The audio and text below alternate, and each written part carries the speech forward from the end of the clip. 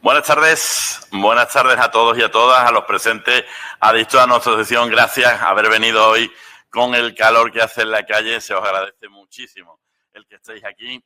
Y a los que estáis al otro lado de la pantalla en vuestro fresco y acondicionado al despacho, también se os agradece que estéis. Como siempre, agradecemos al colegio la oportunidad de formarnos a todos y a todas con esta sección tan distinta y motivadora como es la sección de habilidades para la abogacía. Y hoy cuenta además con la ponente Patricia Tudó y también en la mesa contamos con Luis López de Castro, coordinador de la sección, y yo mismo como presentador, José Luis Vilaplana. Vamos a un poco a ver qué cositas nos tiene preparadas Patricia. Como he dicho, tenemos el placer que nos acompañe Patricia, que es psicóloga, especialista en salud mental de la abogacía, ha sido abogada en ejercicio durante 15 años, por lo que conoce de primera mano nuestras vivencias y nuestros sufrimientos, y actualmente dirige un gabinete de psicología especializado en el sector legal. Es psicoterapeuta, psicóloga, forense y consultora en despacho de abogados. Obviamente, tiene tanto el conocimiento, la formación como la práctica para que le prestemos especial atención a ver qué es lo que nos va a decir. Voy a hablar un poquito os voy a adelantar un poquito. ¿Alguna vez habéis soñado con dejar el despacho para dedicaros a estar en una isla paradisíaca vendiendo cocos y además que haceros ricos con ello? Claro que no. Hoy no es que os vayamos a traer los billetes para llegar con ese avión para ese sueño, pero sí algo que puede ser hasta muchísimo mejor. Técnicas de relajación. Para que no termines gritándole a un cliente que manda un WhatsApp el domingo a las 4 de la tarde, ¿verdad? O también nos enseñará a no perder la cabeza cada vez que nos enfrentamos a la toga, al cliente, a los jueces, en fin, a cualquiera que se nos pone por el camino. Patricia, además de saber mucho sobre el ejercicio de la profesión y la salud mental, ha encontrado la manera de mantenerse zen en este caos legal. Si ella puede, nosotros y vosotras también, os lo aseguro. Y a poco, ¿qué nos dirá? Pues hablará un poquito de antecedentes. ¿Por qué? Pues para ponernos un poco en materia. Patricia nos va a dar algunas cifras sobre el estrés de nuestra profesión. Y si pensabais que estabais estresados, spoiler, no estáis solos en esta locura. Os lo aseguro, no estáis solos. Hablará de reestructuración cognitiva. Empezamos aquí con las palabras raras. Eso es lo que tienen los psicólogos. Aquí aprenderemos a lidiar con esos pensamientos negativos que nos acechan, con el clásico he hecho mal mi trabajo. Ya saben, ese pensamiento que les asalta, que nos asalta, que a todos nos ha asaltado. A esas malditas 3 de la mañana diciendo, uy, se me ha pasado el plazo. Se me ha pasado el plazo. No importa, Patricia nos dirá cómo darle una patada a esos pensamientos negativos. Hablaremos de técnicas conductuales y fisiológicas de relajación. ¿Alguna vez has intentado respirar profundamente y solo has logrado hiperventilar? No os preocupéis.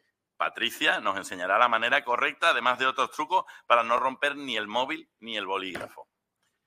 Desensibilización sistemática y exposición introspectiva. Por Dios. Esto, con cualquier latinajo, tiene mucho que superarse. Este bloque suena complicado, pero ella lo va a trasladar de manera facilísima. Pero básicamente es enfrentar nuestros miedos poco a poco, como cuando te enfrentas a ese compañero que siempre quiere tener la última palabra. Que los hay, ¿verdad? Ese compañero y compañera que siempre quiere esa última palabra. Algo que me encanta, y Patricia lo hará más que entretenido, es el mindfulness y la atención plena. Esto es para aprender a estar en el momento presente. Esto de mindfulness me gusta, me encanta. ¿Por qué? Si es posible estar en el juzgado sin pensar en esta serie o en esto bonito que tenemos Netflix. No, estar con toda la intensidad en el juzgado. Patricia nos enseñará a estar en el aquí y en el ahora, aunque el aquí y ahora sea bastante estresante. Y mucho más interesante que, por favor, quedaros hasta el final. Si queréis hacer comentarios, hacedlos en el chat de YouTube, porque, ¿verdad? Tener la oportunidad de tener hoy a Patricia con nosotros es una oportunidad que pocos abogados y abogadas tenemos.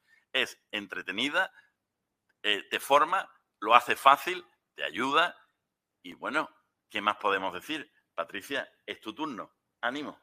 Una cosita, Luis estará aquí también para después, en este turno de preguntas que vamos a tener en el chat y aquí, para hacer esa mesa redonda divertida que hacemos, ¿verdad? Patricia, adelante. Muchas gracias, José Luis, por tu magnífica presentación. y gracias al Colegio de Abogados por ponernos a nuestra disposición todos esos medios humanos y técnicos, y gracias a los componentes de nuestra sección de habilidades, también a Pedro Madrigal y a Alejandra Piñero, y gracias a vosotros los que podéis haber venido, podéis asistido presencialmente, y también los que nos estáis viendo de forma virtual y los que nos veréis en diferido. A todos vosotros, bienvenidos a esta charla, que esperamos que sea muy dinámica, que sea un diálogo, que sea muy constructiva. Y bueno, José Luis nos ha hecho una perfecta introducción sobre qué vamos a ver aquí. Y la primera pregunta, antes de comenzar, es la siguiente. Yo lo llamo el check-in. El check-in es cuando vas a un hotel y haces un check-in con tu maleta y yo te pregunto, ¿cuál es tu porcentaje de presencia en este momento? Porcentaje de presencia, ¿qué es eso, no? Pues nosotros estamos al 100% aquí físicamente, pero no estamos en presencia. Estamos en parte en presencia, pero seguramente no estaremos casi ninguno al 100%, porque tendremos un porcentaje en el que estaremos en otra parte, o bien pensando qué voy a hacer después, o bien pensando en alguna preocupación, en que no se me olvide algo que anotar, en que tengo mañana que preparar, si tengo un juicio que preparar. Y ese porcentaje en el que no estoy aquí es, al fin y al cabo, vida, relajación, bienestar, que se me está escapando. Y lo más importante, productividad, que se me está escapando. Entonces, cuando termine la ponencia, os voy a hacer la misma pregunta. ¿En qué porcentaje de presencia estás? Para que seamos conscientes, de forma sincera, no hace falta estar al 99, pues estás al 60, o estás al 50, o estás al 40, pero lo importante de esta herramienta es conocer en qué porcentaje de presencia estoy y saber dónde está el resto. Importantísimo para la gestión de la relajación que vamos a ver hoy, el acostumbrarnos a estar en solo una actividad. Tendemos a la multitarea, lo que contribuye exponencialmente al estrés y a la ansiedad. Sin embargo, si tomamos la decisión de hoy me voy a dedicar a este cliente, intentemos estar al 100%. Quiere decir que en ocasiones tendremos que desconectar todas aquellas interrupciones que nos vayan a quitar presencia, igual que en los ratos de ocio o en los ratos de descanso. El tomárnoslo como un porcentaje de presencia al 100%.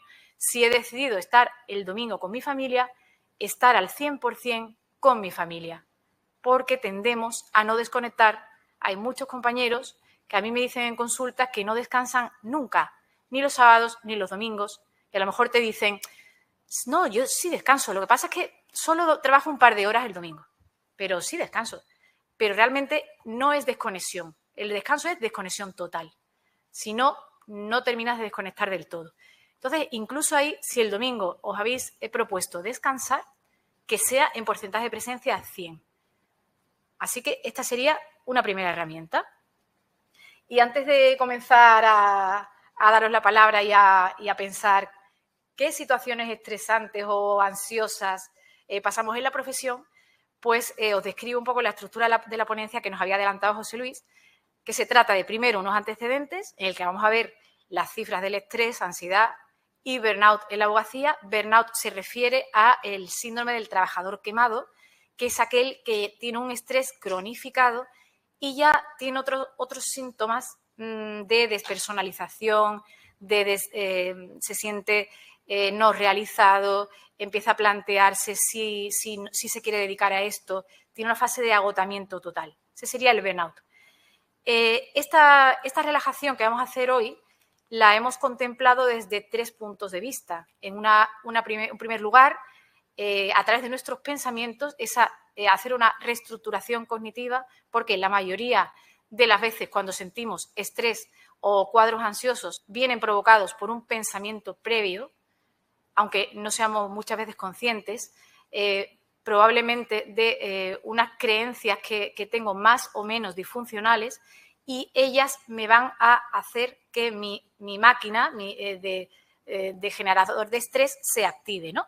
A través de los pensamientos. Entonces aprenderemos a hacer una reestructuración cognitiva. En segundo lugar, hay veces que no se trata de un pensamiento previo, sino que se ha producido un condicionamiento, lo que llamamos una técnica conductual. ¿Por qué? Porque hay veces que ha habido un estímulo tan agudo, tan importante, que me ha llegado a producir pues hasta una fobia o una crisis aguda de pánico o un pico importante de ansiedad. En estos casos puede ser que incluso imaginarme una toga o imaginarme en la sala, ya solo con esa imagen se me active todo el proceso fisiológico de estrés.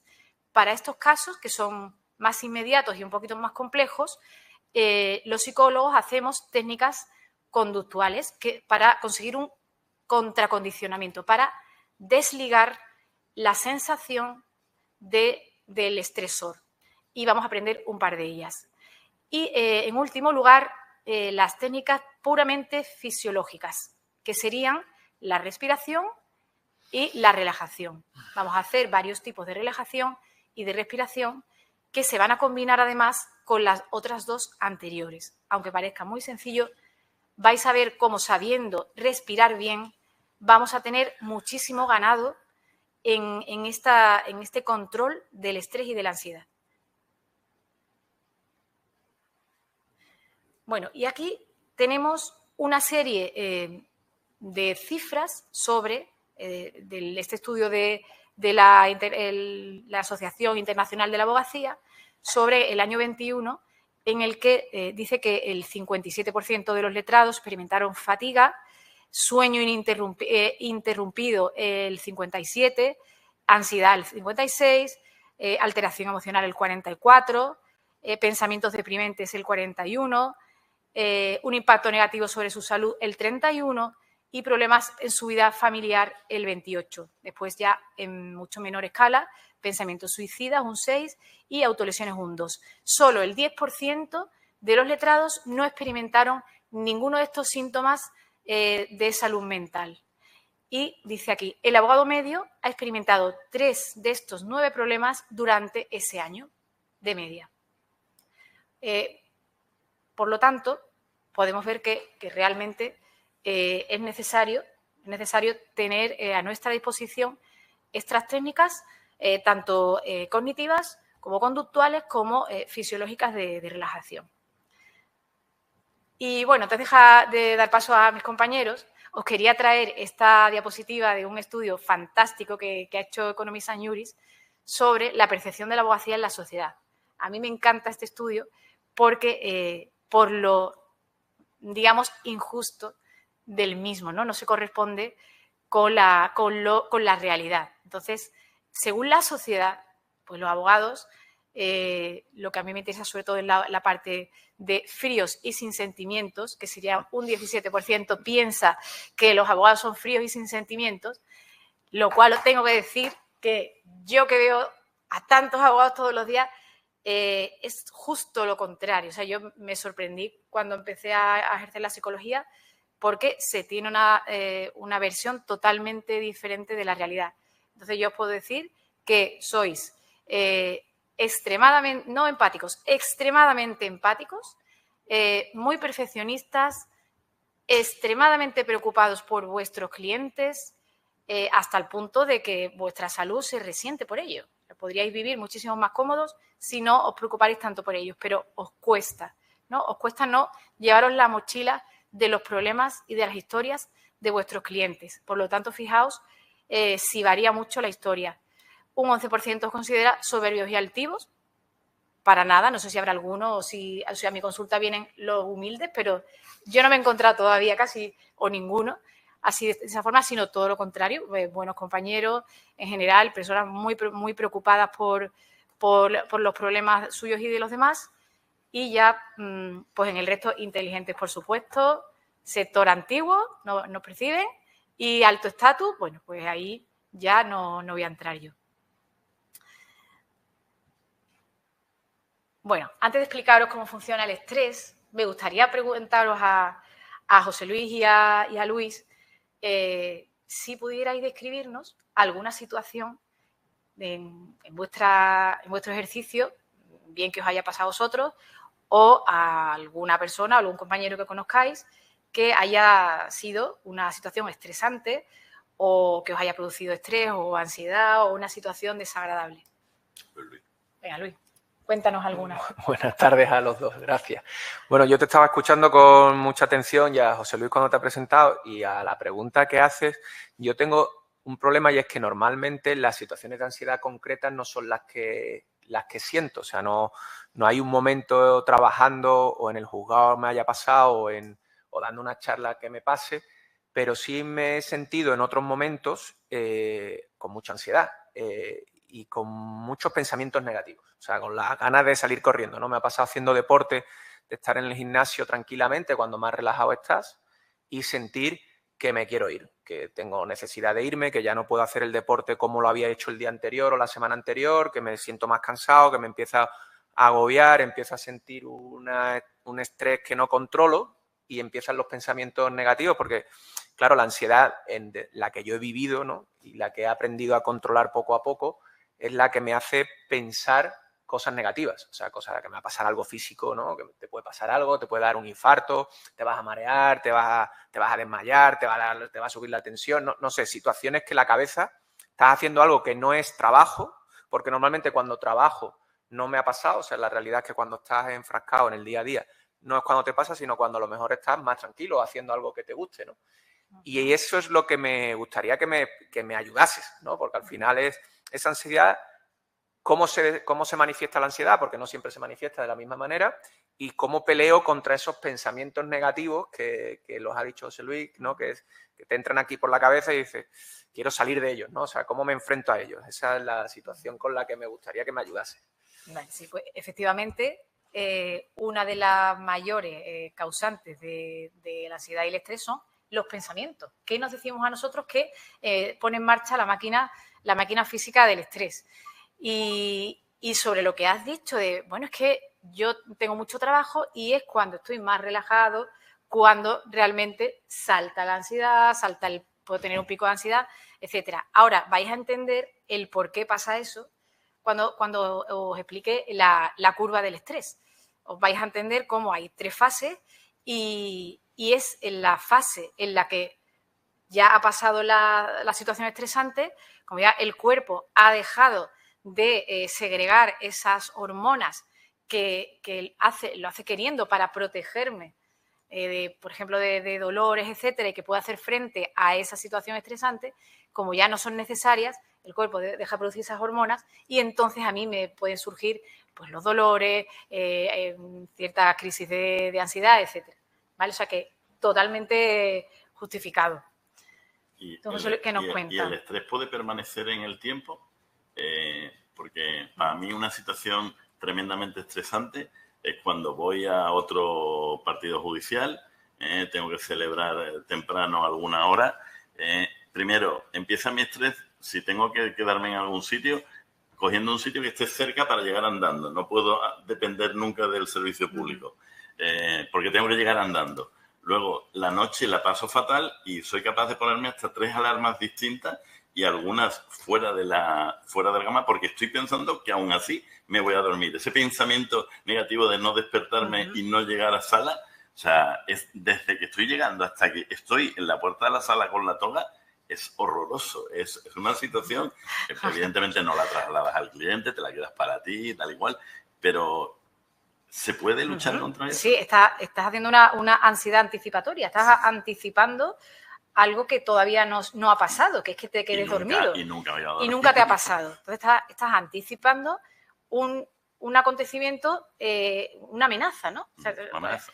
Eso sí que se puede aprender a través de esos pensamientos y de esa relajación en la que adquieras confianza en ti mismo, que no pasa nada por tener 2 despertadores, por si falla uno, pero ya esto no es un tema de estrés, es un tema de posibilidad de que un reloj falle, ¿no? Entonces, pues, mira, qué Oye, oportuno ha sonado el reloj. Pero bueno, eso le puede pasar a cualquiera, que un reloj falle, pero bueno, si quieres asegurarte, poner 2 despertadores, con eso te quedas más tranquilo, perfecto. Pero poner 3 despertadores cuando nunca jamás te has quedado dormido, pues está claro que son unos pensamientos que no son funcionales, no te están viniendo bien, no sirven para nada, ¿no? Entonces, si volvemos a las diapositivas y os explico estas circunstancias, vemos que el ejercicio de la abogacía en sí mismo es un estresor en sí mismo. ¿Qué es un estresor? Un estresor es aquel elemento externo a nosotros que nos provoca o un reto que sería en sentido positivo, es decir, cuando tengo un estresor que es un reto es magnífico porque se trata del estrés bueno, el eustrés que le llaman, ¿no? Me interesa tener un reto delante. Hay personas que dicen, me encanta tanto mi trabajo que cuando estoy mejor es cuando estoy trabajando, porque me estimula. Pues eso es un reto. Estoy viendo el estrés como un reto, un estrés positivo, un eustrés. Pero, ¿y si es una amenaza? ¿Y si resulta que para mí estoy en una amenaza constante, día tras día, y cuando no es una cosa es otra, y cuando no es un pensamiento es un cliente, y cuando no me enfado porque la resolución no me ha favorecido, etcétera? ¿Qué pasa ahí? Hay una amenaza. Entonces, si la abogacía realmente es una profesión potencialmente estresante, porque lo es importante que aprendamos a no tomárnoslo como una amenaza. Si nos lo tomamos como una amenaza, el cuerpo va a segregar. Vamos a entrar en reacción de alarma, que es la primera parte, veis aquí, reacción de alarma, y una línea que sube exponencialmente hasta arriba y que le está diciendo al cuerpo, tenemos una emergencia total y absoluta. Comienza a segregar hormonas que nos ayuden a ponernos en modo o lucha o huida. Entonces, el cuerpo entiende que yo tengo que o luchar o huir de una situación que para mí es muy, muy, muy dañina. Entonces, claro, el cuerpo empieza a hacer caso. Empiezan las taquicardias, la digestión se para porque se va la sangre a las extremidades. Bueno, en fin, se segrega cortisol, se segrega glucosa. ¿Para qué? Para tener más energía y poder hacer frente a ese león que viene a matarme. Y está el cuerpo a unos límites a 180 por hora, ¿no? Sabiendo que eso no va a ser eterno, sino que va a ser muy temporal. Va a ser cuestión de minutos, horas y ya está. Y que le vamos a dar el descanso después. Pero ¿qué pasa? Como pasa la mayoría de las veces, que esto no ocurre, sino que nos quedamos arriba, en ese estrés máximo. Pues que el cuerpo sigue estando a nivel fisiológico, segregando toda esa cantidad de hormonas, haciendo todo ese multisistema. Y ahora veremos los sistemas que se comprometen y llega un momento en que te empieza a mandar señales y te dice, Luis, empieza a bajar, hijo, que ya me estoy cansando de estar a 180 tantos meses. Y normalmente pues no le hacemos caso. Hasta que un día dice el cuerpo, tú no paras, paro yo. Y llegamos al estado de agotamiento. En este estado se somatiza. Aquí en este estado es donde se somatizan, surgen las enfermedades, los dolores, etcétera, ¿no? Podríamos poner el símil del banco. Yo tengo que hacer necesito hacer un pago importante, un pago como para comprar una casa, necesito firmar una hipoteca. Y el banco me dice, sí, yo te doy el dinero y cómprate la casa. Pero ¿qué pasa después, en los meses siguientes? ¿Qué me va a pedir? ¿Qué me va a pedir el banco? Exactamente, ¿vale? Siempre me va a pedir intereses. Así funciona el estrés en el organismo. El organismo nos va a prestar ese plus de energía, pero a cambio vamos a ir pagándolo todos los meses a base de somatizaciones, de dolores y de diversas dolencias y patologías. ¿cuáles son las consecuencias fisiológicas de la fase de agotamiento? Bueno, pues se comprometen el sistema cardiovascular, el sistema gastrointestinal, el endocrino y el inmunitario. O sea, si os pongo un ejemplo, el 90% de las migrañas y de los dolores de cabeza en general son debido a causas funcionales, es decir, no orgánicas. ¿Esto qué quiere decir? Que obedecen a estilos de vida, pensamientos, formas de actuar, etcétera, ¿no? ¿Cómo intervenimos en este control del estrés? Pues a través de la relajación, respiración abdominal y progresiva, las estrategias conductuales y las estrategias cognitivas. Bueno, pues comenzando con la primera herramienta, que sería la reestructuración cognitiva. Me gustaría que os quedarais con estos dos datos. En primer lugar, tenemos de 60.000 a 80.000 pensamientos diarios. Muchísimos, ¿no? La mayoría de estos pensamientos son automáticos o incluso se repiten en su gran mayoría. Y, en segundo lugar, el 90% de nuestros miedos nunca se hacen realidad. Entonces, veis que el estrés y la ansiedad en muchas ocasiones vienen debido a miedos o a altas expectativas que no son realistas, que después, en la mayoría de las veces, nunca ocurren. Es decir, que no nos sale a cuenta, ¿no? ¿Y cuáles serían algunas de estas ideas disfuncionales que tenemos a menudo en la abogacía? Por ejemplo, perder un juicio, una situación potencialmente estresante, ¿no? Es un estresor. Bueno, pues podríamos pensar, he hecho mal mi trabajo. Sería una idea disfuncional. Si tú piensas que has hecho mal tu trabajo, pues te sentirás mal y te estresarás. Y además, no solo eso, sino que la próxima vez tendrás miedo a perder un juicio y antes de ir al juicio ya estarás teniendo esa ansiedad anticipatoria y ese estrés. Otra idea disfuncional, personalizar el trato en el juzgado. Imaginemos que hay un funcionario que me habla mal. Bueno, pues digo, siento que no me respetan. Puedo pensarlo. Bueno, esta es una idea que también es disfuncional, que a mí esta idea, si yo tengo esta idea, me va a hacer sentir mal, me va a hacer sentir estrés. Otra, por ejemplo, los clientes llaman a deshora. Esto pasa mucho, ¿no? El WhatsApp del domingo. ¿No hay otro momento para mandarme un WhatsApp? Bueno, por ejemplo, deberían saber que no estoy siempre disponible. Deberían saber. Ya, esa necesidad de imponer lo que es justo y lo que no es injusto, por mucha razón que puedas tener, es una idea disfuncional. A mí me está generando emociones que no me benefician en mi armonía psicobiológica y social. Bueno, entendemos que hay un circuito que es el circuito cognitivo y emocional, y si veis la primera arriba, la primera bola, decimos, recibimos un estímulo. Este estímulo puede ser, vamos a poner un ejemplo que sea muy fácil, un estímulo puede ser un funcionario me habla mal. ¿Vale? Por ejemplo, ¿no? ¿Se os ocurre algún otro? Pues, o un juez me habla mal. Vale. Un juez me habla mal. Venga. Un juez me habla mal. Ese es el estímulo. Ese estímulo es un estresor. Porque puede ser que a mí me vaya a generar estrés. Pero no tiene por qué. No tiene por qué. Yo le voy a dar un significado a ese estímulo, que en principio es neutro. Yo le voy a dar un significado.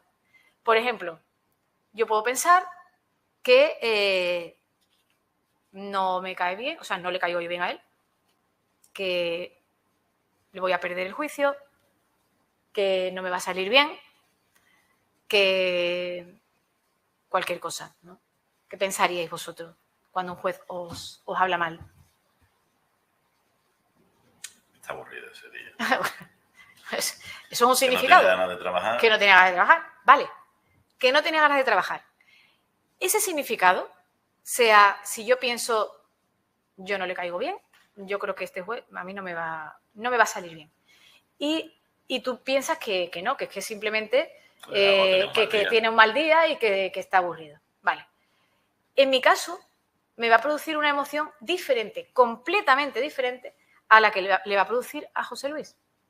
Completamente diferente. ¿Cuál será mi emoción si yo pienso que yo soy la causa de que el juez esté enfadado? Si tú piensas que la causa sí. es otra distinta que el juez esté enfadado. No, el juez está enfadado, pero porque yo le caigo mal, porque está en contra mía, porque... ¿Cuál será la emoción? ¿Será una emoción de enfado? ¿Será una emoción de frustración? Y frustrada, será, no te va a dejar hacer tu trabajo. Exacto, será una emoción de agobio, será una emoción de impotencia, ¿no? Será una emoción de... Hay diversas emociones específicas de la abogacía, muy interesantes, además, de las emociones que sentí en este caso. Y esa emoción me genera una acción. Yo voy a responder desde esa sensación de injusticia, desde esa frustración. Yo voy a responder. ¿Cómo voy a responder? ¿Bien o mal? Bueno, puedes responder mal, pero deberías de responder bien si canalizas la emoción hacia lo positivo. Vale, bien. Si canalizo hacia lo positivo, sería más bien lo que tú has pensado, que está aburrido, que tal, ¿no? Bueno, si yo tengo una emoción negativa, lo normal es que mi acción también sea negativa. Claro. Y esa emoción negativa me dará unos resultados que también serán negativos. Esos resultados negativos alimentarán de nuevo un nuevo estímulo y se retroalimentará la rueda. ¿Qué pasa con el ejemplo de José Luis? Él dice, a ver, aquí no está pasando nada. O a mí no me interesa pensar que esté pasando nada, porque igual es la verdad, pero a mí no me interesa pensar que yo soy la causa. Bueno, pues voy a pensar que el juez está aburrido o que simplemente se ha levantado así o que es así. Oye, hay gente que es un poquito más simpática que otra, ¿no? Bueno, pues que es así. Yo le doy ese significado. Me va a producir una emoción o positiva o en el peor de los casos neutra. ¿Vale? Pues no pasa nada. Esa acción será también positiva o neutra y los resultados también serán positivos o neutros. Entonces, de esta rueda, nosotros tenemos la llave en una de estas bolas. ¿Cuál será la bola en la que podremos nosotros intervenir? ¿Cuál pensáis? Pues sería en la segunda, ¿vale? En el significado que yo vaya a darle a ese estímulo. Ojo con esto, porque tanto si es verdad como si no lo es, a mí me interesa que el significado sea positivo. ¿Vale? Tanto en un sentido como en otro, a mí me interesa que el significado sea positivo. Entonces, cuidado con qué significado le estoy dando a los estímulos. Viene un cliente enfadado, pues no necesariamente tiene por qué estar enfadado conmigo. Y aunque lo estuviera, a mí no me interesa comprarle esa emoción al cliente. Me interesa pues que se comporte, que sobre todo que te pague la minuta, etcétera, ¿no?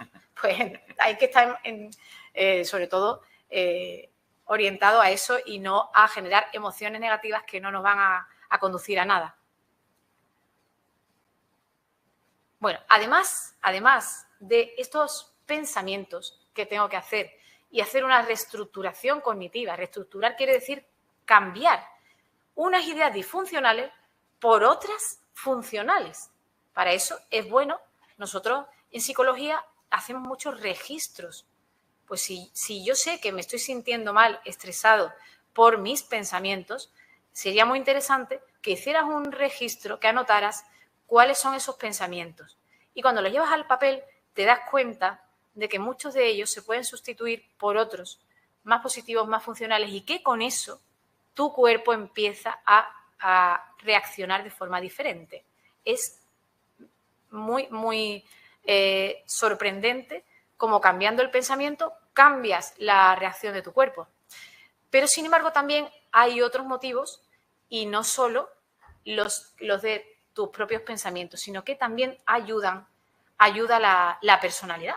La personalidad que, bueno, está formada por una parte que es genética, sobre la cual tenemos menos capacidad de acción, aunque se está estudiando en la dirección de que también podemos cambiar, se llama la epigenética, ¿no? que estudia cómo también podemos cambiar nuestros genes, pero después también tenemos una parte que es de carácter, o sea que podemos cambiarlo también con voluntad, lógicamente, porque cambiar un carácter cuesta, pero se puede hacer, ¿no? Entonces, la personalidad también va a influir en cómo te tomes las situaciones estresantes. Hay personalidades que tienden más a estresarse, tienden más a la ansiedad, tienden más al burnout.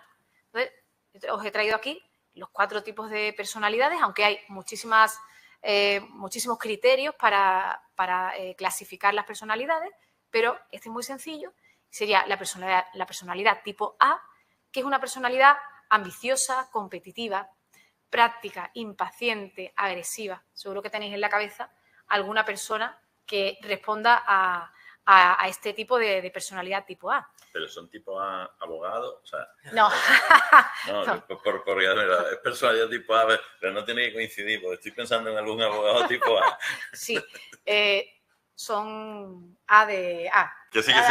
Puede ser de cualquier profesión. Sí, pero que me refiero que el tipo A que no tiene, porque no estamos hablando de personalidades de tipos de abogados que nos podamos encontrar. Tipos de abogados, en este caso, de personalidad tipo A, ¿vale? Con esta personalidad es una personalidad agresiva. Agresiva quiere decir impulsiva, que va a tener baja gestión de la ira, a no ser que trabaje en la inteligencia emocional y que se controle. En ese caso, pues para eso estamos, ¿no? Para no dejarnos arrastrar por nuestras emociones y gestionarlas, ¿no? No pasa nada porque vengas con una personalidad de nacimiento, sino que ahí tienes mucho que hacer, ¿no?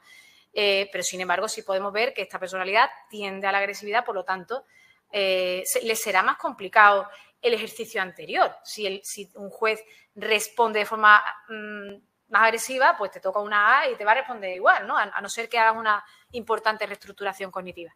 Sin embargo, la personalidad tipo E, fijaos, relajado, alegre, paciente y despreocupado. Entonces, podemos imaginar que esta personalidad tipo B va a ser mucho más difícil que entre en cuadros de estrés, en cuadros de ansiedad y en cuadros de burnout, ¿no? Porque tiene esa suerte de tener como una vacuna de nacimiento que le va a proteger de estas situaciones preocupantes, estresantes, negativas, y va a ver siempre el mundo desde un punto de vista positivo, despreocupado, ¿no? Pues esta personalidad es mucho más fácil, ¿no? La tipo C, yo me la encuentro muchísimo en la consulta, y es la perfeccionista. La perfeccionista es la persona que nunca está del todo contenta con cómo está redactado la demanda, siempre le da 1000 vueltas a las cosas y qué habría pasado si en vez de tirar por esta línea de defensa hubiera tirado por la otra, y encima mi pobre cliente, y si me equivoco y lo paga él. Bueno, sistemático, pensativo, sensible, muy prudente y crítico. Crítico, pero lo malo es que crítico sobre todo consigo mismo, ¿sabes? Entonces, claro, esta persona tenderá a tener ansiedad, sobre todo, más que estrés también, pero sobre todo ansiedad, y probablemente entre en un cuadro de ansiedad generalizada por distintas causas. Y por último, la personalidad tipo D, que es una personalidad negativa, penada, pesimista, inhibida socialmente, deprimida. Bueno, pues también tenderá a tener estos pensamientos que quizás no sean como los del tipo A de ira, pero sí serán más sobre su propia autoestima, su propia valía. No lo voy a hacer bien, me voy a equivocar, se va a liar, esto va a ser un desastre. Y todo eso, lógicamente, si yo tengo esos pensamientos, ¿cómo van a ser mis emociones y cómo van a ser, cómo mi cuerpo va a responder a esas emociones? Luego, también es importante conocerse. Bueno, y entremos ya en la respiración diafragmática, que yo os recomiendo que al mínimo que notéis que tenéis síntomas de que empieza a subir la curva de la ansiedad o la curva del estrés, estas prácticas generan una respuesta incompatible con la ansiedad. O sea, ya te pones a respirar y a medida que sigas respirando vas a ver cómo poco a poco la ansiedad y el estrés se van a ir yendo. Consiste en poner las manos sobre el diafragma, que sería donde acaban las costillas, a la altura un poco encima del ombligo, donde acaban las costillas, para que sepamos que cuando respiramos las manos tienen que subir y bajar. Entonces hay como 3 variantes.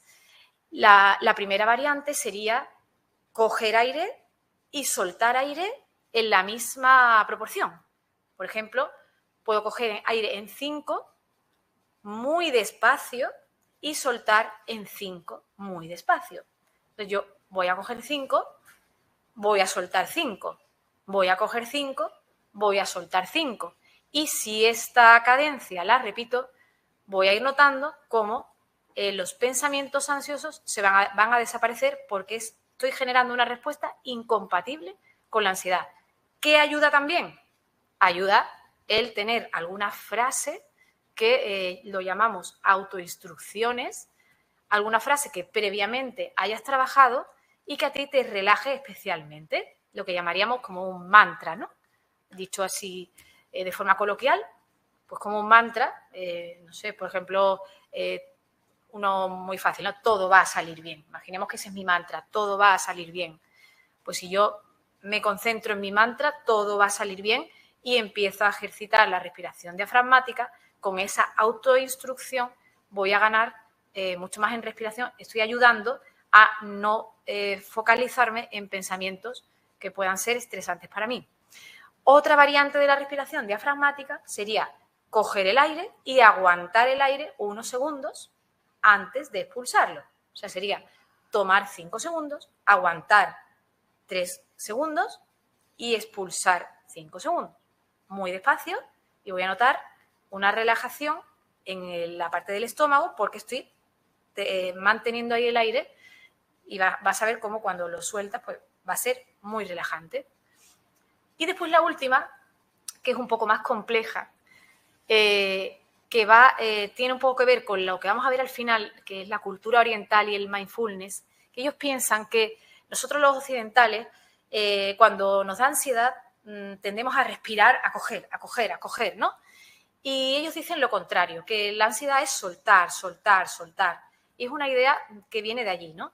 Entonces, ¿cómo lo traduciríamos? Pues sería, en vez de tender a hiperventilar, que es lo que nos sale natural, voy a coger aire porque me ahogo, pues voy a hacer lo contrario. Voy a coger 5, pero voy a soltar 8.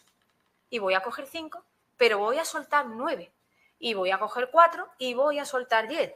De esa forma, aunque parezca que vamos perdiendo aire, paradójicamente nos vamos relajando porque vamos soltando toda aquella ansiedad que tenemos. Y no nos ahogamos, aunque parezca que sí, no nos ahogamos. Ahora, pues hasta ahora no se ahoga nadie, por lo menos. Bueno, aparte de la respiración, hemos hablado también de la relajación. La relajación se puede hacer de distintos tipos. Se puede hacer esta fórmula, que yo os la voy a explicar muy rápidamente, porque esto se hace en consulta de manera un poquito más pautada y con unas cuantas sesiones. Yo os la voy a explicar de tal forma que la relajación muscular, en este caso la progresiva de Jacobson, consiste en tensar los músculos con toda nuestra fuerza unos segundos para después soltarlos. Y lleva un orden. Vamos a comenzar con los pies, tensamos fuertemente los pies unos segundos y después los soltamos. Después continuamos por las piernas, tensamos fuertemente las piernas unos segundos y después los soltamos.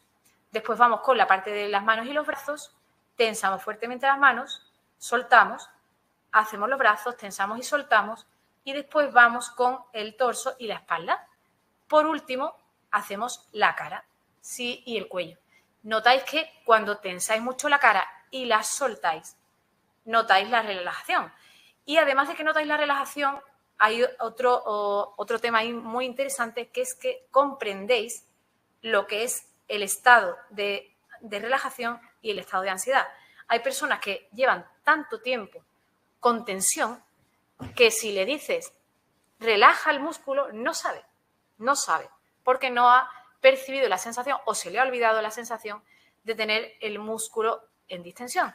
Bueno, pues esta es la manera de comprender cómo es un músculo tensado y cómo es un músculo relajado. Entonces, vosotros vais cogiendo esta psicoeducación en saber que si yo tiendo por mi estrés a tensar el trapecio, por ejemplo, pues si yo tenso y destenso, voy a adquirir esa educación para poder saber cuando se me está tensando el trapecio, por ejemplo, ¿no? ¿Y qué pasa? ¿Qué pasa cuando yo tengo un miedo a la toga? O sea, esto ya son técnicas un poco más complejas. Ya hemos hablado de la respiración y la relajación. Hemos hablado de la reestructuración cognitiva, la de los pensamientos. Y ahora vamos a hablar de varias técnicas que son un poquito más complejas. Esta se llama el miedo a la toga. O sea, imaginemos que hay una persona que nada más pensar que en la situación de que entra en el juzgado ya empieza a sudar, empieza a hiperventilar, se le dispara la pulsación, en fin, entra en una crisis de pánico. ¿Qué pasa con ella? Tendremos que ayudarla, ¿no? ¿Y qué pasa cuando hay otra circunstancia que también le produce aún más, todavía más, ¿no? Aquí hacemos una prelación de circunstancias que le dan ansiedad, empezando por la que menos ansiedad le da, que sería entro en el juzgado. Esa le da, pues, una ansiedad del 1 al 10 de 1. Pero la siguiente, yo he puesto, por ejemplo, voy a buscar la toga y no hay en ese edificio, que seguro que os suena. Otra más dice, espero 2 horas mientras se alarga la vista anterior.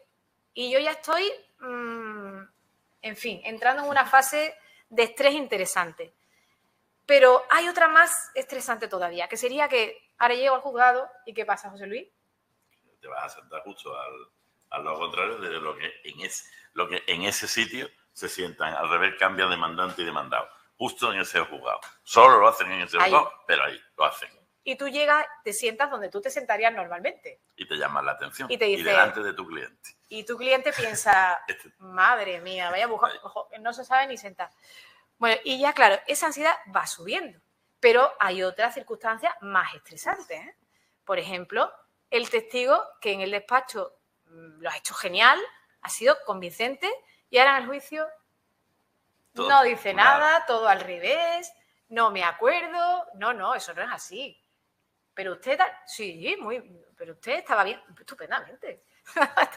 Dice, ¿cómo es posible, no? Y ya, pues, la ansiedad ya va por el 9, ¿no? Empezamos por el 1, ya va por el 9. Y por último, está la que seguro que os ha pasado a todos muchísimas veces.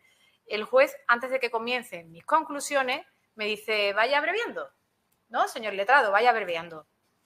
Bueno, pues yo las he ordenado. Se te ha olvidado una que creo que también. ¿Se te ha olvidado a propósito o no? Bueno, he puesto 7 porque ya me parecía mucho. No, lo de realmente que lo tengas todo preparado y solo has cogido la documental y la nota de la palavista. Está aquí, es la quinta. Y dice, o al revés, que es mucho peor si se te olvida la documental. Pero bueno. También, ¿verdad? Bueno, otra sería, voy al juzgado y resulta que llego y se me ha olvidado la nota para la vista y solo he cogido la prueba documental.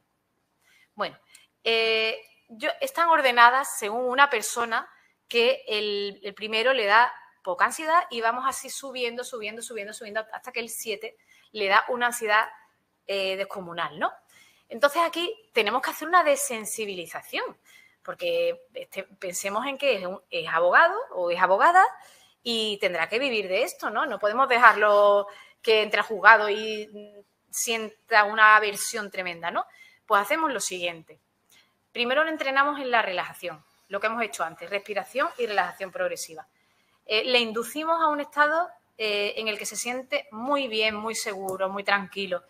Podemos hacer también hipnosis, que aquí no la voy a hacer, pero es otra manera de relajarse. Y vamos llevando a la práctica, puede ser en vivo o en imaginación, estas situaciones. Empezando por la primera. Estás relajada, visualízate entrando en el juzgado, no pasa nada, sigues relajada, entra en el juzgado. Sigue en tu estado de relajación, entra en el juzgado, toca la puerta, abre la puerta. ¿Cómo estás? Relajada. Muy bien, sigue en ese estado. Hasta que esa persona haya realizado esa desensibilización, de tal manera que el hecho de entrar en el juzgado ya no le activa la rueda de la ansiedad o del estrés. Por lo tanto, ya hemos conseguido la primera. Y así vamos bajando de menos a más, lógicamente, porque las últimas van a ser más complicadas de superar.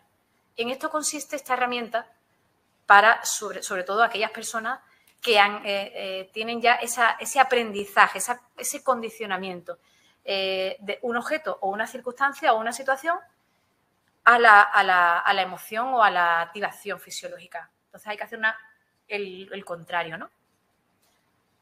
Y la siguiente sería una muy diferente, porque en la anterior hemos usado como base la relajación y la respiración para provocarle una respuesta incompatible con la ansiedad, pero en este caso vamos a las bravas. En este caso nos presentan a una persona que tiene pánico, que tiene miedo escénico, que tiene crisis de pánico, que tiene incluso fobias ya. Dice, es que tengo fobia social, tengo fobia.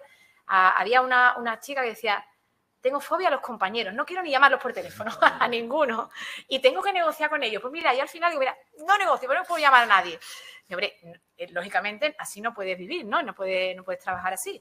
Tienes que llamar a tus compañeros, tienes que negociar bien, etcétera. Entonces, ¿qué hacemos? Bueno, pues esto es una herramienta para estas situaciones en las que hay un estímulo importante. ¿Qué hacemos? Pues le decimos, oye, que hay que exponerse al miedo, que hay que exponerse a esa sensación.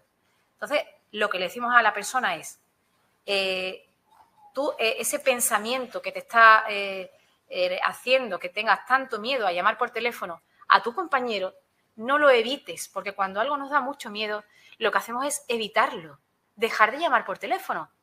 Me da pánico entrar en un autobús. ¿Qué hacemos? Pues no coger el autobús. Entonces, en este caso, esta exposición interoceptiva lo que te está diciendo es, no, exponte a esa sensación que tratas de evitar. Piensa en el teléfono, piensa en tu compañero, exponte a esa sensación.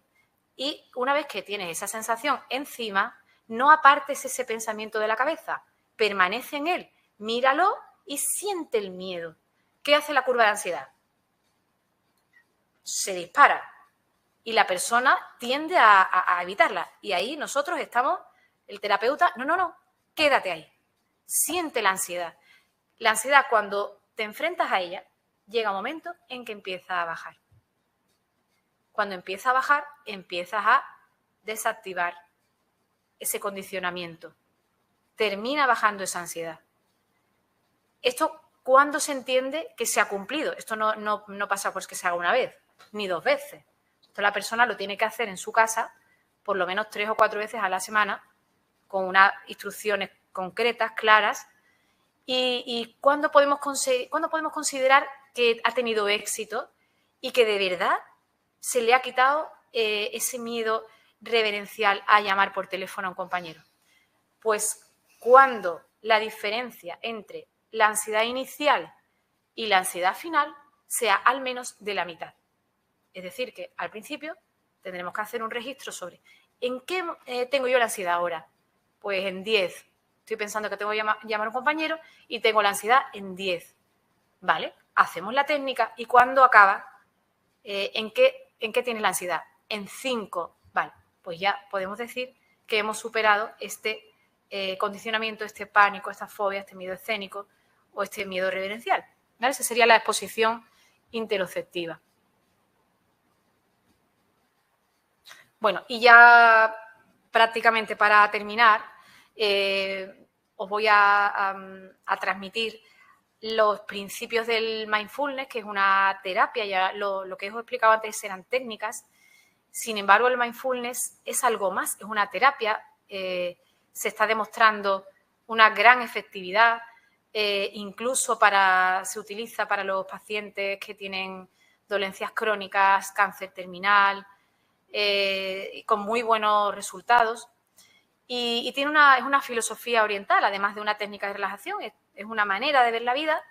La trajo a Occidente Jon Kabat-Zinn, que es un profesor de la Facultad de Medicina, y él empezó a ver que las personas que hacían estas meditaciones de mindfulness, incluso a nivel cerebral, se observaban cambios en las conexiones neuronales. Entonces, dijo, es que esto realmente cambia la estructura cerebral. Y se hace lo siguiente, hay una posición. Esta técnica sería ideal para hacerla en el despacho. Antes hemos hablado de técnicas de gestión de la ansiedad en el juzgado, ¿no? Aunque se trabajan pero sería para hacer frente a ansiedad y estrés que nos puede dar en el juzgado. Y esta, sin embargo, es claramente para ejercitar en el despacho y en tu casa, en tu vida personal. Para ello, si lo pudieras hacer como 2 o 3 veces al día, sería fantástico. Son unos 10 minutos. Hay audios que yo puedo pasar, algún audio, pero en internet hay muchísimos. Y tiene una posición de relajación muy concreta, que es poner los pies firmemente apoyados en el suelo. El cuerpo se pone derecho pero sin rigidez, las palmas de las manos boca arriba o boca abajo, y relajamos el mentón, relajamos el trapecio y hay un hilo imaginario que nos cuelga de la coronilla para arriba para que la cabeza baje un poco. O sea, estamos derechos pero sin rigidez. Y os he traído 3 principios básicos de esta meditación para que os relajéis bien y entendáis el significado. En primer lugar, nos tenemos que concentrar en cómo el aire entra y sale de mi cuerpo. O sea, vamos a respirar. Por cierto, mindfulness significa atención plena. Atención plena es aquí y ahora. Yo os preguntaba al principio de la ponencia, ¿cuál es vuestro porcentaje de presencia? Bueno, pues se pretende que cuando hagáis mindfulness sea del 100%. Estoy aquí y ahora. En esta diapositiva observo cómo el aire entra y sale de mi cuerpo.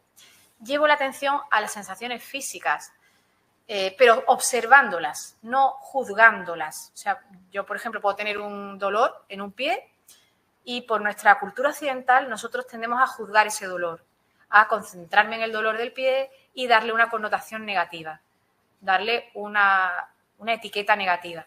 El mindfulness te dice, observa el dolor, pero no lo juzgues, no le des ninguna etiqueta, ni positiva ni negativa. Obsérvalo desde fuera. Lleva la atención a las sensaciones físicas, a lo que sientes en la silla, a los olores que tienes, a las sensaciones, si tienes frío, si tienes calor, a la ropa, al textil, etcétera, ¿no? Y sería después momento a momento, es decir, tomo una respiración y suelto el pasado, tomo una respiración y suelto el futuro. Antes hemos hablado del aquí, ahora hablamos del ahora. Con el mindfulness aprendes a que no adelantar acontecimientos ni tampoco culpabilizarte por pensamientos o circunstancias que han ocurrido en el pasado, sino que te centras en este preciso instante. Entonces, esto a nivel cognitivo es muy positivo y sobre todo también a nivel no solo de salud, sino también de valores, de autoestima, de felicidad, de todo lo que hace pues, una persona feliz y realizada. Y por último, lo siguiente es que hay muchas personas que dicen, bueno, pero es que yo no puedo tener la mente en blanco. A mí se me va, cada vez que me pongo a meditar, se me va a la cabeza las 1001 cosas que tengo que hacer. ¿Eso quiere decir que yo no sé meditar, que yo no puedo meditar? Y no, todo lo contrario, lo has hecho muy bien. Se trata de que seas consciente de cuándo se te va la cabeza al pensamiento. ¿Para qué? Cuando notes que te has ido a ese pensamiento, simplemente, además se dice mucho en mindfulness, de forma agradable, vuelvas al estado de respiración y de meditación. Conmutación de la atención o cambio atencional. Es decir, ese es el éxito. No que no te vayas 1000 veces, sino que seas consciente de que te has ido para, de forma con agradecimiento, vuelvas al estado de meditación. Y bueno, para terminar, igual que hicimos al principio, que hicimos un check-in, pues en este caso hacemos un check-out y es preguntarnos a todos en qué porcentaje de presencia estoy.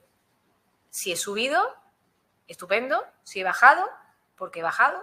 Si estoy cansado o me he aburrido o ya he desconectado, etcétera. Pero que seamos conscientes de que si decidimos hacer algo, sea de trabajo o sea de vida personal, que lo hagamos al 100% y que respetemos también esos momentos de descanso que sean de descanso total para cuidar los estados de burnout que podamos caer y que es totalmente lo opuesto a lo que pretendemos en estas sesiones de ayuda para aprender técnicas de relajación. Y bueno, pues comenzamos Gracias por vuestra atención y si tenéis alguna pregunta que hacer o algún comentario. Muchas gracias, Patricia. Vamos a ver, no sé si hay alguna pregunta en YouTube. Antes yo lo único me quedó una cosa porque me gustaría dar la palabra también a Luis para que concluyera, que sus conclusiones en las mesas siempre me parecen fabulosas. Solo decirte una cosa, he echado en falta y la verdad que me quedaba a media. Pensé que me ibas a hipnotizar. Ese punto yo venía preparado, me habías avisado, digo, ven preparado, súper relajado, venía un porcentaje de presencia del 97, pero nada, lo dejamos para la próxima entonces. Yo creo que aquí en la sala del colegio el ambiente no lo veo yo para hipnotizar yo mucho a nadie. Pues con lo bien que se lo hubieran pasado sin me hipnotiza, sí, entonces me deja a mí. Pero es para... Luis, por favor. Bueno, gracias, de verdad, Patricia.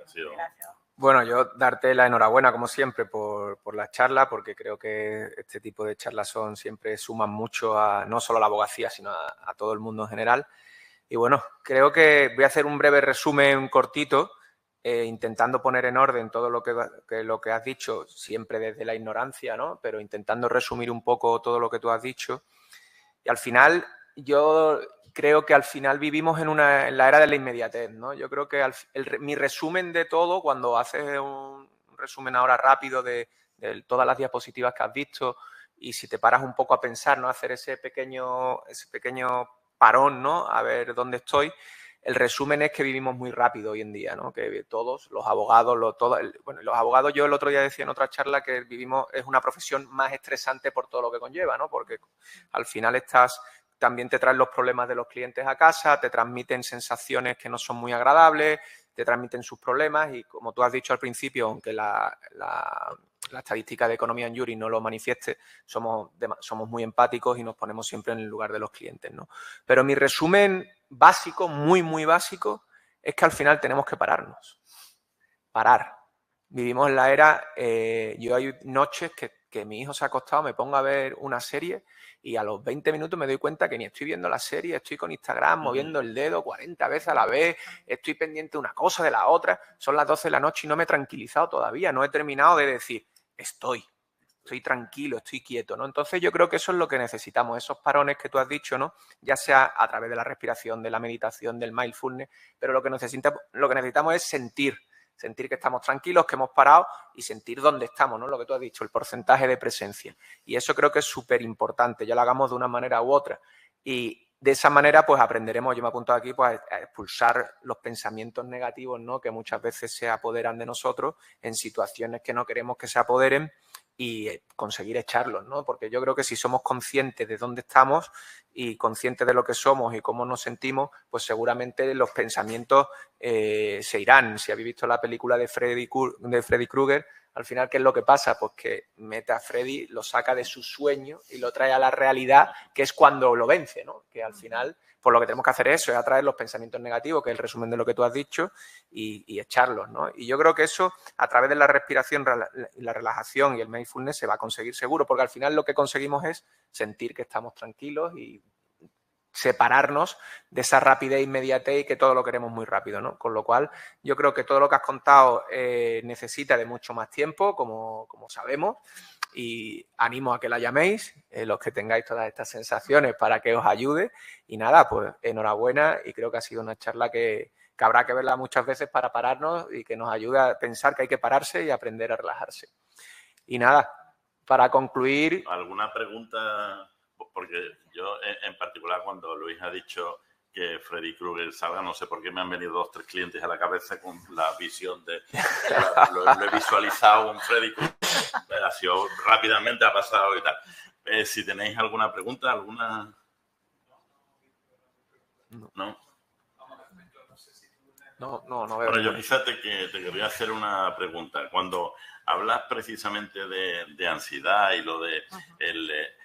entre ansiedad, estrés, miedo escénico, pánico, paralizante, ¿cómo lo podemos llegar a diferenciar? Y el pánico puede, y el paralizante sobre todo, puede llegar a hacerte que veas imposible llegar a realizarte como abogado. O sea, puede ser tan paralizante que no haya, bueno, simplemente que haya que decirle, pues quizás lo que tienes es que cambiar de profesión. Es como el que tiene realmente, porque estabas hablando muchas veces, como el que tiene miedo a volar en un avión, ¿no?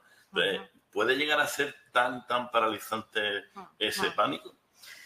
Sí, a ver, el estrés, para diferenciar el estrés de la ansiedad, hay una frase que sería, el estrés te puede generar que adquieras patologías de modo relacionadas con patologías ansiógenas, digamos, ¿no? O sea, el estrés sería un estado en el que podemos estar cualquier persona, en el cual tenemos una situación en la que, para que a nosotros sentimos que no tenemos suficientes recursos para afrontarla, pero nos puede pasar a cualquier persona, ¿no?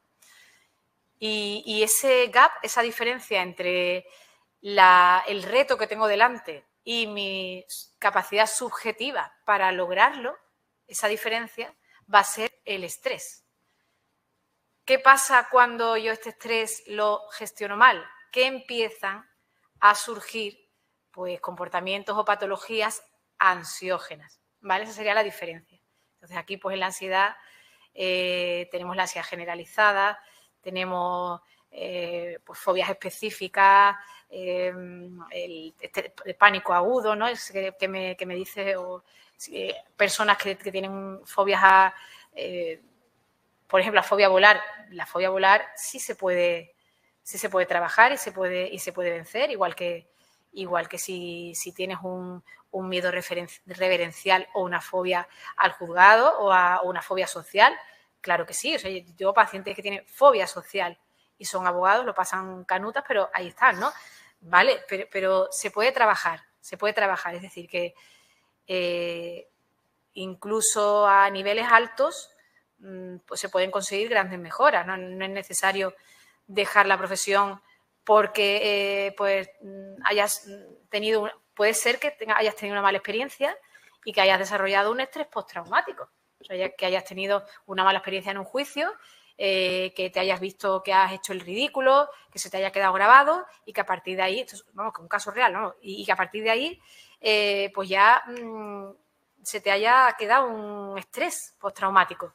Pues se trabaja con técnicas para desensibilizar ese condicionamiento que hace que traigas a la realidad una y otra vez aquel acontecimiento que ocurrió en el pasado, que incluso se trae al presente con más fuerza que cuando ocurrió en el pasado, porque siempre traemos al presente las sensaciones amplificadas y lo que se pretende es lo contrario, que la persona pueda superar estos cuadros de estrés y de ansiedad. Pero ya te digo, el estrés está más ligado al día a día, al no ser capaz de hacer frente a numerosas tareas o a una complejidad que no puedo, sea por tiempo, sea por complejidad, sea etcétera.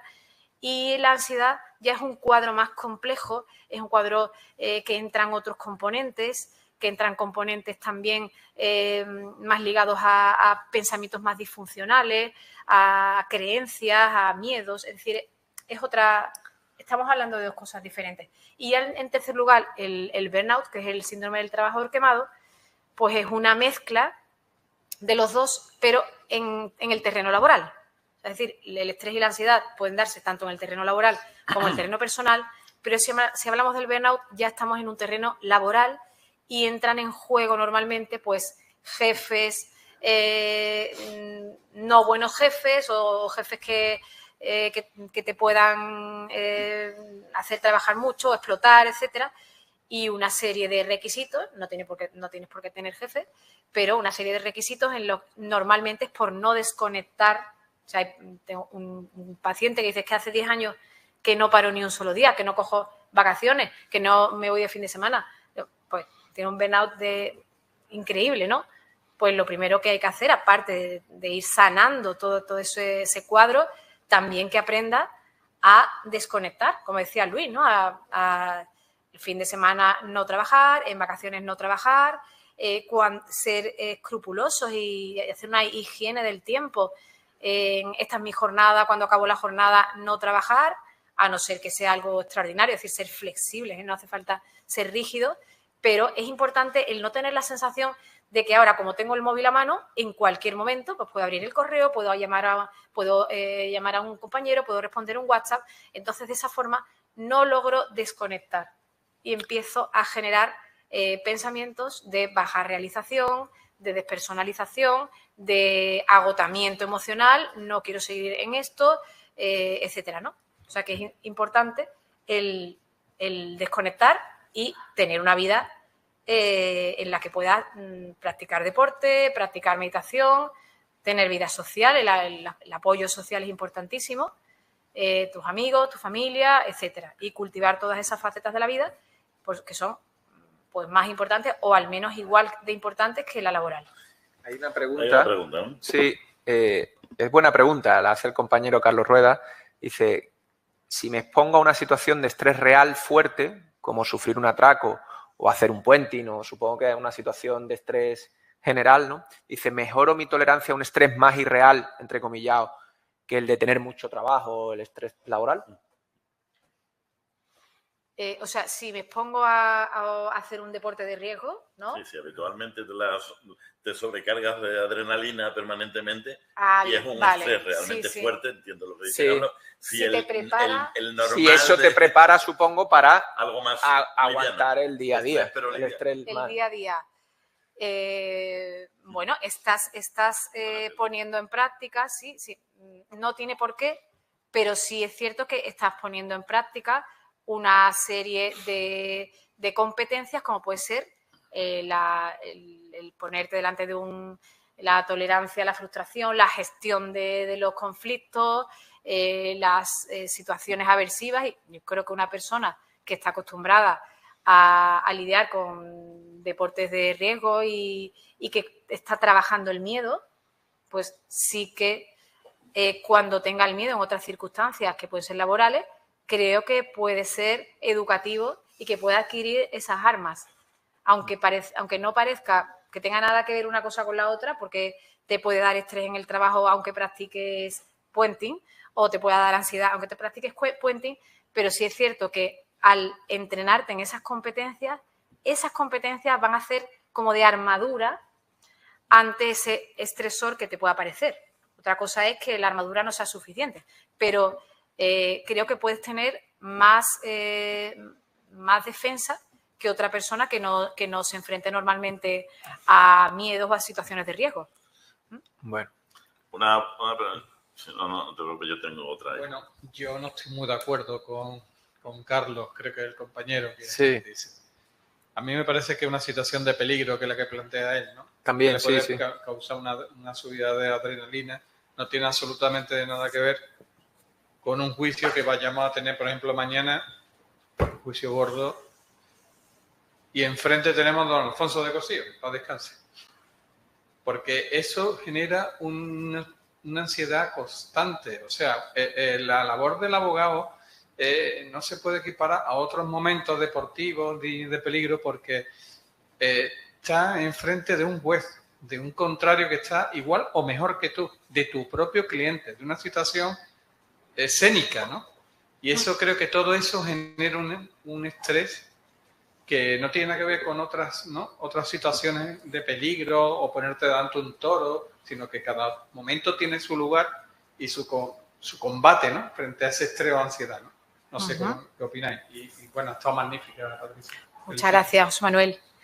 Bueno, en principio, como tú dices, son situaciones diferentes y el hecho de que yo practique deporte o deporte de alto rendimiento o deporte de alto riesgo o que haya tenido miedos, ¿no? Atraco, ¿no? Que te hayan atracado, dice, o que haya vivido situaciones. El atraco no lo veo tanto. No lo veo tanto, porque el atraco es una situación que te podía haber generado incluso un estrés postraumático. O sea, el atraco no lo veo, pero sí el practicar deporte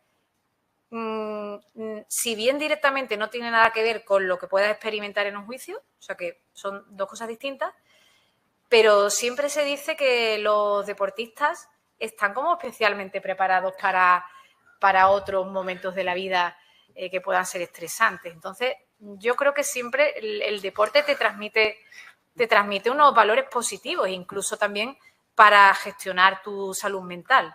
O sea que puede ser que, yo pienso que sí, que al menos que es un escudo, o sea, una ayuda.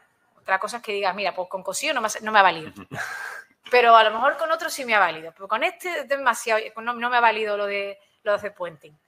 Pero sí que te puede valer para adquirir unas competencias interesantes de resiliencia en la vida, de saber que no conseguimos todo a la primera, que no pasa nada por equivocarnos. El deporte te enseña todo eso, ¿no? Y Patricia, y a nivel fisiológico, por ejemplo, ¿no? Yo cuando hice triatlón en su momento, la adrenalina que supone tirarte al río a nadar y a darte tortazos, como quien dice, ¿no? Porque se sufre cuando vamos girando, ahí nos damos hasta, se te pone el corazón a 200 pulsaciones por hora, ¿no? Al final son situaciones de mucho estrés, de mucha, supongo, de subida de cortisol y tal. Esas situaciones sí que harán fisiológicamente, ¿no? Que cuando te enfrentes a una situación de estrés como la que ha planteado José Manuel, que también es el subir a la audiencia y tener un juicio complicado con 3 jueces cuando no lo has hecho nunca, también supone un estado de ansiedad y de estrés. Pero supongo que si te enfrentas, igual que hace la pregunta, Carlos, a determinadas situaciones donde tu cuerpo se estresa mucho, cuando te enfrentas a situaciones que a priori a nivel laboral sí pueden ser muy estresantes porque estás con 3 jueces, con un abogado enfrente de mucha importancia, pero a nivel fisiológico tú estás, no sé si fisiológico, estás más preparado ante esa situación de estrés. Sí, bueno, puede ser. De hecho, hay algunas técnicas que van en este sentido, que se parece mucho a la que hemos hablado antes, que te dicen, si tienes miedo a algo, enfréntate a él todas las veces que puedas, que llegará un momento en el que no tendrás el estímulo, pero no tendrás el miedo.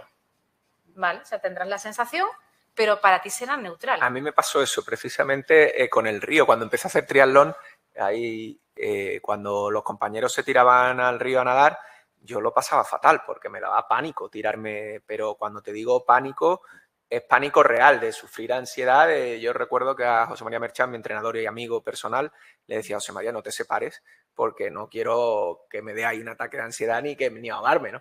Y pasé de esa situación a que hay días que cuando corro por el río lo veo y estoy deseando tirarme, ¿no? A nadar, porque lo veo y digo, me encantaría. Claro, en ese caso tú has perdido el miedo a esa circunstancia. Claro. El juicio, por ejemplo, un juicio es otra circunstancia diferente. Entonces, el que tú hayas vencido el miedo a nadar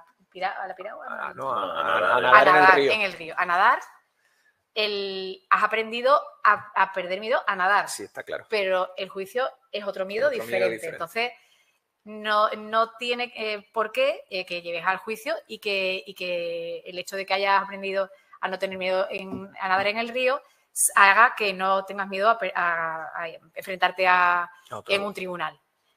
Son dos cosas distintas. Pero sí es cierto que el deporte te enseña valores muy importantes para la vida en general.